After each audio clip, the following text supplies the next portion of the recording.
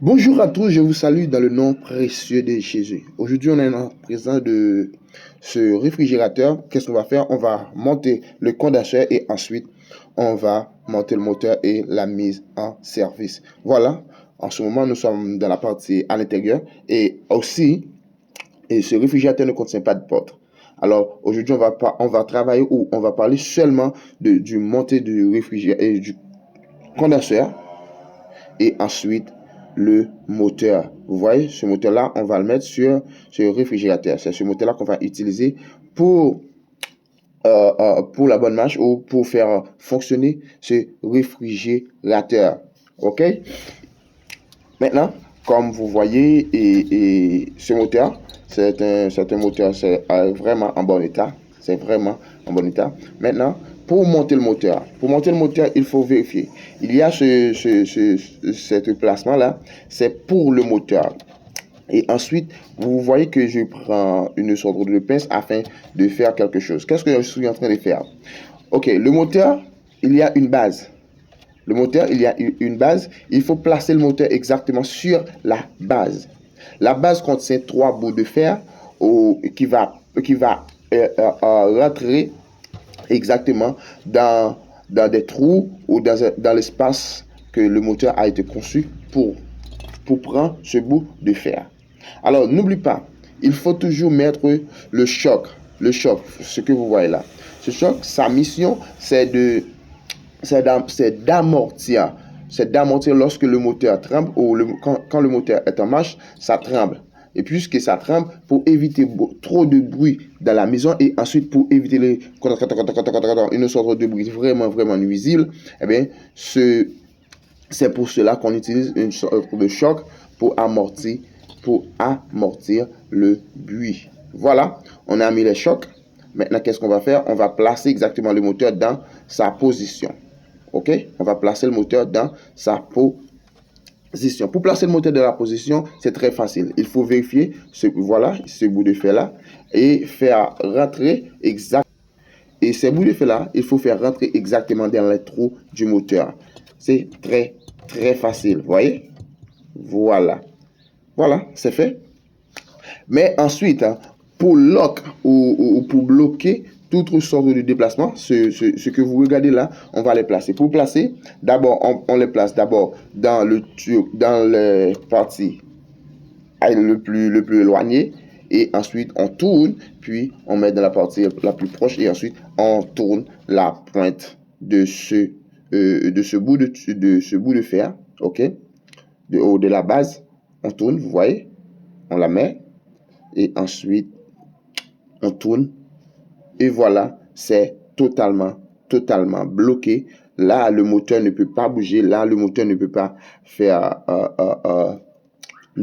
du bruit. Là, le moteur ne peut pas déplacer, même si on veut déplacer le réfrigérateur, même si on tourne le réfrigérateur de façon extraordinaire, ça ne va pas déplacer le moteur. Voilà, le moteur est à sa place. Maintenant, qu'est-ce qu'on va faire?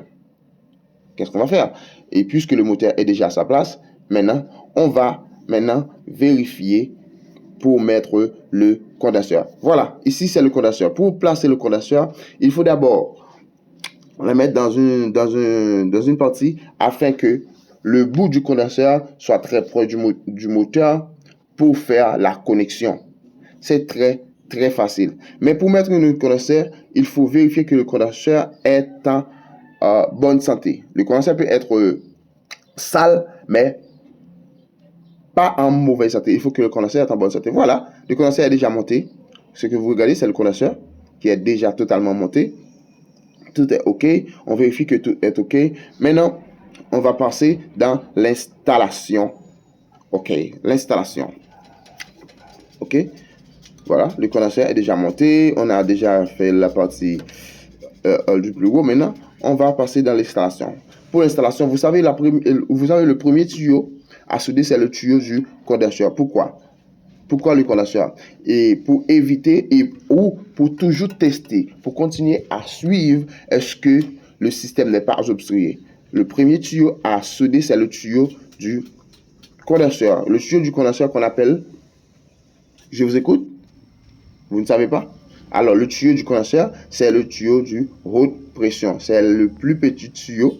Et ensuite, il faut mettre le moteur en marche afin de vérifier si le condenseur n'est pas obstrué ou ne contient pas du trou. Et ensuite, pour vérifier si tout est OK. Si tout est OK, on continue avec l'installation. OK? Le deuxième ou la deuxième chose à faire, c'est de souder le filtre au filtre. Et ensuite, la troisième chose à faire, c'est de souder le capillaire. OK? C'est de souder le capillaire accompagné du auto-vide. OK? Voilà, ici c'est le filtre. On ne change pas le filtre puisque le filtre est OK. On ne change pas le filtre, on garde le filtre et ensuite on soude ou on fait le raccord pour le capillaire et l'auto-vide. Mais puisque le filtre contient ce bout de tuyau là, ce que vous regardez là, alors on va faire l'auto-vide là-dedans. On n'est pas obligé de mettre une sorte de bout de capillaire pour faire une autre espace d'auto-vide. On peut utiliser ce bout de tuyau que vous regardez dans le filtre. C'est vraiment efficace. C'est encore plus efficace. OK? Si le filtre contient ce bout de tuyau, vous pouvez faire l'auto-vide avec. C'est pas obligé de souder une boucle de capillaire. C'est vraiment important. Si vous n'êtes pas encore abonné, n'oubliez pas de le faire parce que on est là pour vous aider à comprendre le système. On est là pour vous aider à travailler dans ce système parce que ce système, c'est un système vraiment intéressant. Si vous n'êtes pas encore abonné, abonnez-vous puisque c'est vraiment bien. OK, voilà. On a installé le moteur. On a installé le moteur. On a installé le condenseur. On a soudé le condenseur et ensuite le filtre et on va souder maintenant le retour. Qu'est-ce que le retour? Le retour, c'est la basse pression. On peut dire la basse pression, on va souder la basse pression. On peut dire on va souder le retour. On peut dire on va souder le tuyau de l'évaporateur. Vous voyez? Il y a trois choses qu'on peut dire. Le retour, l'évaporateur ou la basse pression. C'est encore normal. Regardez, voilà, c'est déjà bien fixé et maintenant on est en train d'ajouter du réfrigérant ou le gaz. Vous voyez? Maintenant, on est en train d'ajouter le gaz. Voilà. OK. On est en train d'ajouter le gaz. On vérifie si tout marche normal, si tout marche très bien. OK, on vérifie si tout marche. Si vous n'êtes pas encore abonné, faites-le.